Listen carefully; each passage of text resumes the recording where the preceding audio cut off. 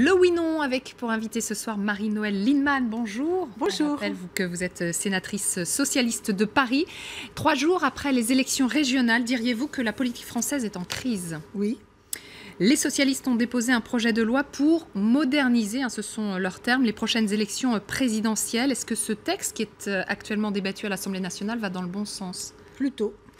Manuel Valls soutient l'idée d'un pacte républicain contre le chômage avancé par Jean-Pierre Raffarin. C'est la preuve que les lignes sont en train de bouger? Non. La gauche, d'ici 2017, va pouvoir reconquérir l'électorat populaire? Oui. Alors, est-ce que nous sommes en plein renouveau politique de la classe française? Ça y est, le renouveau est en marche? Non, je ne crois pas. Quand vous me demandiez si on était en crise, je pense qu'on est plutôt aujourd'hui dans le constat de ce qui ne va pas. J'espère que les politiques en tireront des conséquences. Et je crois qu'il ne faut quand même pas tout à fait se tromper de diagnostic. C'est moins les méthodes qui sont en cause que l'impuissance à résoudre des problèmes. L'impuissance à répondre aux besoins des gens. La méthode est la bonne pour vous? Je ne dis pas qu'elle est la bonne, mais le cœur de problème, c'est celui-là. La méthode, c'est ne pas faire vivre une vraie alternative, ne pas tenir des engagements qu'on a pris, c'est ne pas résister par rapport à la logique, par exemple, européenne, alors qu'on a dit qu'on allait renégocier les traités. Bref, c'est moins l'âge du capitaine. Et puis, il y a la grande question des institutions de la Ve République qui focalisent tout sur les personnes et qui, du coup, prive par exemple le Parlement d'une juste représentation de l'ensemble des forces politiques et d'un vrai poids par rapport à l'exécutif. Donc il faudrait une réforme selon vous? Il faudrait évoluer, peut-être une 6e République? Moi je pense qu'il faut de toute façon une réforme institutionnelle, mais à l'étape où nous sommes, les Français attendent des réponses concrètes sur des sujets concrets. Le chômage, par exemple. Et par exemple, le chômage, par exemple, le pouvoir d'achat, ce qui est d'ailleurs lié au chômage, à mon avis. Par exemple, le fonctionnement des services publics répartis sur tout le territoire, parce qu'il y a des territoires où nos concitoyens se sentent abandonnés, ou sont plus ou moins abandonnés. Il y a tout le travail sur l'intégration républicaine de notre jeunesse et parfois de quartiers qui dérivent, ou d'ailleurs une partie de la population peut dériver. Bref, pour moi, c'est moins... il ne faudrait pas que le thème de changer la politique évite la question de changer de politique. Effectivement. Et alors justement, vous parliez du chômage. Donc cette idée de Jean-Pierre Raffarin d'un pacte républicain, il appelle le gouvernement à travailler étroitement avec les commissions de l'Assemblée et du Sénat. Manuel Valls lui répond d'accord et il se dit prêt à écouter la droite et notamment les nouveaux présidents. Oui, il ne faudrait pas que ce pacte républicain, ce soit la politique des républicains. Nous avons présenté aux Français un rassemblement des forces de gauche pour le deuxième tour, qui était indispensable pour que la gauche ne soit pas envoyée très, très bas. Donc, moi, je pense que le premier pacte pour l'emploi qu'il faut construire, c'est en rassemblant l'ensemble des forces de gauche écologistes qui demandent une réorientation de la politique, même Jean-Christophe Cambadélis, qui quand même parle de l'inflexion. Donc, première étape, on rassemble l'ensemble des forces de gauche écologistes, on écoute les propositions des uns et des autres, et on fait un nouveau pacte pour l'emploi. Et ensuite, bien sûr, je vous parlais de la Ve République, il n'y a pas besoin d'un pacte républicain. Normalement, le Parlement, ce n'est pas le bagage accompagné qui dit amen. Je vais vous donner un exemple. J'ai déposé depuis 3 ans des amendements sur la relance de l'apprentissage. J'ai toujours estimé que ce qui était fait n'était pas suffisant, était mal ciblé. Ça fait 3 ans, on nous dit non. Je vous parie que les propositions qui vont sortir seront très proches. L'amendement avait été voté au Sénat. Les propositions de tous bords. Promises par Manuel Valls, c'est ce dont vous parlez? Je parle de celles-là. Elles ne régleront pas tout, parce qu'il ne faut pas croire qu'on va camoufler le fait qu'on a besoin de créer des emplois par une politique qui fait qu'il y a de la demande par le pouvoir d'achat. Moi, j'estime que la question des travailleurs pauvres et du niveau de l'indemnisation chômage est une catastrophe pour notre pays, provoque des secousses telluriques comme le vote du Front National ou l'abstention, et que par ailleurs, c'est indispensable pour les carnets de commandes de nos entreprises, et notamment de l'artisanat.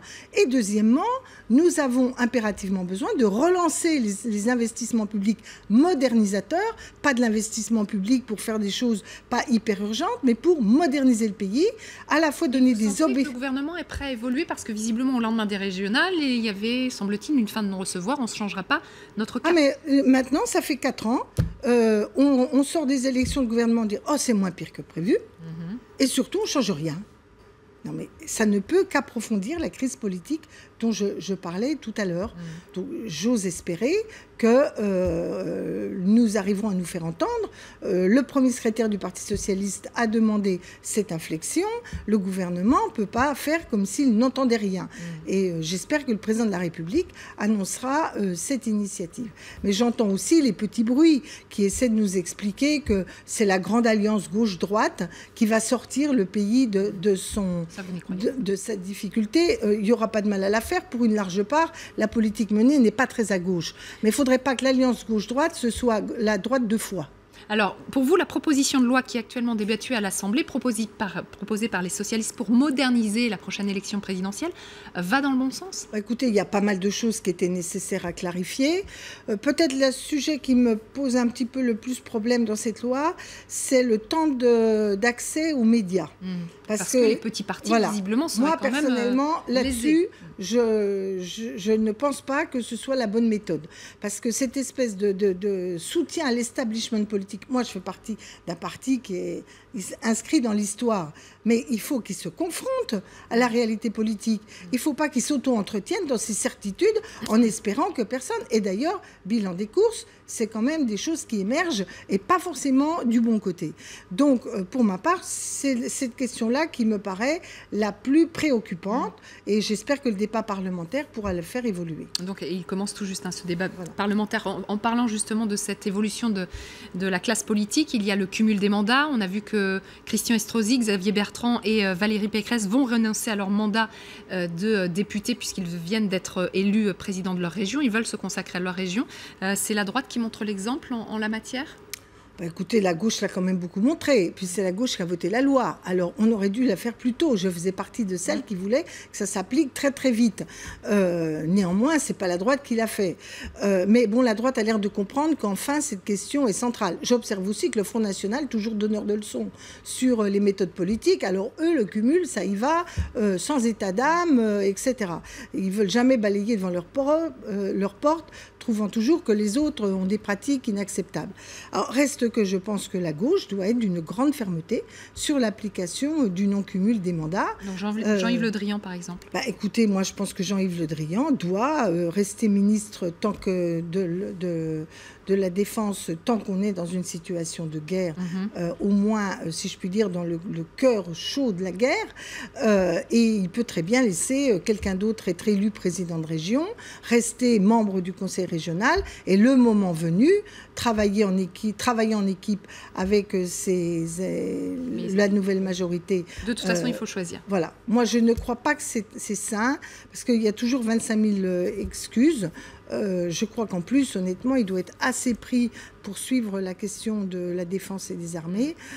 Et ce serait beaucoup plus transparent que de dire « je suis président » et en réalité, les vice-présidents faire le travail. Juste d'un mot, la gauche ne va pas pouvoir d'ici 2017 reconquérir l'électorat populaire, c'est votre avis? Si elle ne change pas de politique, non, mais elle peut encore changer de politique, donner un signal fort sur le pouvoir d'achat, reparler aux couches populaires, notamment aux ouvriers et aux employés, arrêter de dire au peuple qu'il n'a rien compris à l'avenir du pays, qu'il doit devenir flexible et que lui doit porter tous les efforts pendant que d'autres s'en dispensent. Si on fait ce changement de cap et ce changement de discours politique, il me semble que les couches populaires qui ont voté pour nous en 2012 peuvent revenir. D'ici 1 an et demi. Merci beaucoup Marie-Noëlle Lienemann. C'était donc le oui-non. Tout de suite, la culture.